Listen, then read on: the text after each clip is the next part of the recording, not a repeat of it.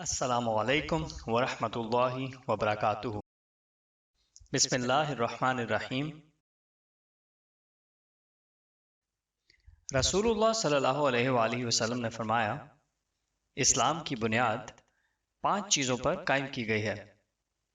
اول، گواہی دینا کہ اللہ کے سوا کوئی معبود نہیں اور بے شک حضرت محمد صلی اللہ علیہ وآلہ وسلم اللہ کے سچے رسول ہیں، اور نماز قائم کرنا اور زکوٰۃ ادا کرنا اور حج کرنا اور رمضان کے روزے رکھنا۔